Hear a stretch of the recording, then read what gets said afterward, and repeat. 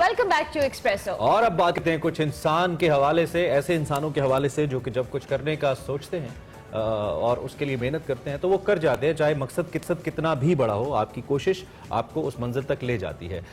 इसी तरीके से आज हमारे साथ एक ऐसी बाहिम्मत पाकिस्तानी, एज यूजुअल अपनी तारीख को बरकरार रखते हुए हमने उनको बुलाया अपने प्रोग्राम में, जिनका ताल्लुक गुजरात से है, पाकिस्तान के और पंजाब के शहर से, और उन्होंने वसाइल की कमी के बावजूद आलमी सतह पर अपनी सलाहियतों को मनवाया है। हम अस्मा तारिक की बात कर रहे हैं, जो कौमी और बैनुल-अक़वामी प्लेटफॉर्म पर समाजी और तरक्याती मसाइल पर 300 से ज़ायद मज़ामीन लिख चुकी हैं। बिल्कुल, और एक digital platform Pakistan leadership school के नाम से चला रही है, जिसमें ऑनलाइन क्लासरूम के जरिए पूरे पाकिस्तान में से 1000 से ज्यादा तलबा को तरबियत दी जा रही है। उसके साथ साथ अस्मा ने रोहिंग्या के जो पनाहगज़ीन हैं उनके लिए एक ऑनलाइन व्हाट्सएप क्लासरूम भी शुरू किया है, जहां पर 200 से ज्यादा अफराद को बुनियादी तौर पर जो कह लें डिजिटली एजुकेशन फराहम की जाती है। अस्मा ने सबसे बड़े जो बैनुल-अक़वामी बरादरी स्टार्टअप ग्राइंड की तरफ से बेल अवार्ड भी जीता है, और 21 अप्रैल में वो ओंटारियो की वजारत से इंस्ट्रक्टर की हैसियत से भी पहचानी गई।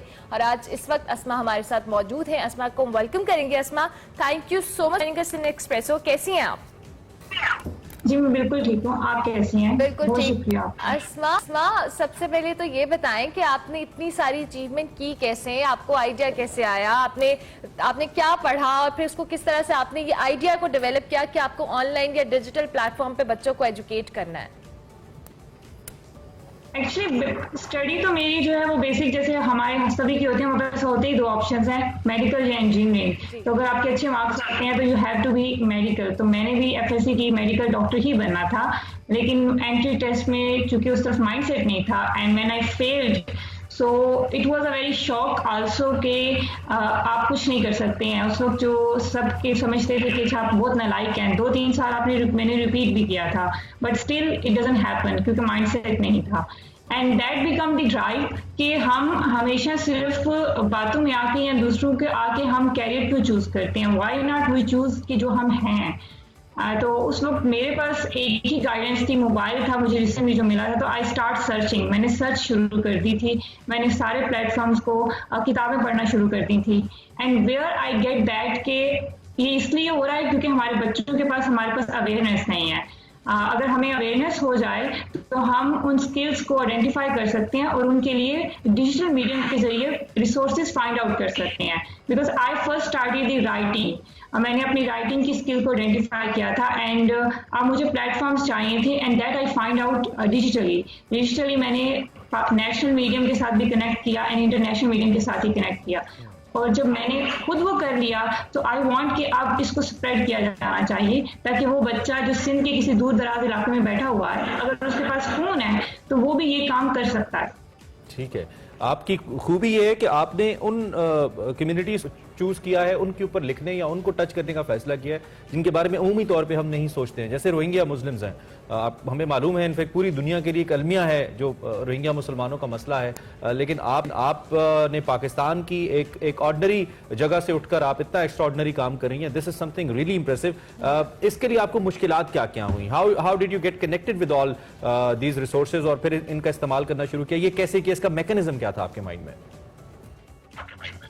मैकेनिज्म एक्चुअली हम लोग सबसे पहले कनेक्ट हुए थे स्टार्टअप ग्राइंड के साथ। जब पहले तो हम लोग करते थे डिजिटली ही, गुजरात में जैसे गवर्नमेंट स्कूल में जाके उनसे टाइम लेना कि हमें प्लीज टाइम दे दें, हमने बच्चों से बातचीत करनी है, और वो बड़ी मुश्किल से हमें मिला करता था क्योंकि टीचर्स एग्री नहीं होती हैं अभी भी, और हम लोग लाइव किया करते थे। बट देन इन पेंडेमिक 2020 मार्च में हमने ये रियलाइज किया कि अब तो सारी चीजें बंद हो गई हैं, और मैंने देखा कि इंटरनेशनल कम्युनिटीज आज भी काम कर रही हैं लेकिन वो ऑनलाइन कर रही हैं, तो हमने भी वो चीज कर ली।